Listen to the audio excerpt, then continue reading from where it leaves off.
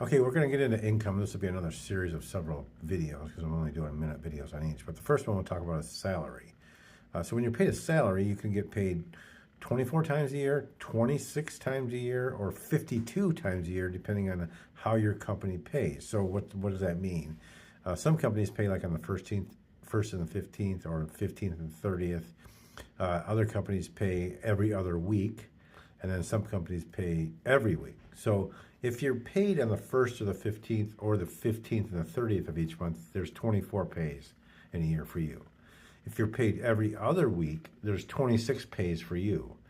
If you're paid every week, then there's 52 pays. So whatever situation you're in, you're going to take that weekly amount or bi-weekly amount or every other week amount, multiply by the designated number of pays, and then divide that by 12. That'll give you your monthly amount. We'll get into more detail. Continuing with explaining how income is calculated in the mortgage industry, well, today we'll talk about hourly income. And in the industry, 40 hours a week is considered full-time. So how do we calculate our monthly income off of that? If you're being paid weekly, you'll simply take your hourly rate, multiply it by 40, and that will give you a number. Then you'll multiply that number by 52. That'll give you a total. Then you're going to divide that number by 12, and that'll give you your monthly income. If you're paid on the 1st and the 15th every month, or the 15th and the 30th of every month, then you're going to do the multiplication 80, because 40 times plus 40 is 80 times the hourly rate, and then it'll come up with a value. And then you're going to multiply that by 26, and then divide by 12, or by 24, excuse me, and divide by 12. And if you're paid every other week, that calculation would be divided by 26. The next one we'll get a little bit more into when you're not working 40 hours. All right, so we're talking about variable income. So that's where you're working less than 40 hours. And if you, for example, you worked this week and you took a day off, or you were sick a day, if you don't get paid for that with paid time off, then it would be considered variable because you're not able to make up those hours. Sometimes you can use vacation pay, but eventually you run out of that if you have more than a few sick days. But to calculate that, you're going to need your pay stubs and your year-end pay stubs. And if you worked more than two jobs, or more than one job, I should say, you're going to need last pay stubs because they're going to average that income out for over the previous 2 years. So you need all those pay stubs together so they can look at all the regular pay on those pay stubs, determine what your total hours worked versus total hours worked and income earned, and then they'll average that out for 12 or 24 months, depending on the type of income you're earning and the type of job you have. So variable hours gets a little bit more tricky, but you need to get your pay stubs out to review those so you can see where.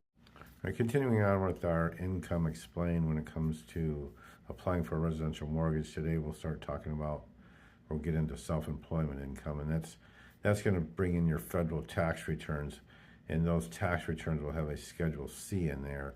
And depending if your business is set up as a sole proprietorship, an LLC, or a corporation, will depend on what you need to document. But definitely you'll need to provide the most recent 2 years federal tax returns with all schedules. And again, when it comes to income, your Schedule C is going to reflect that.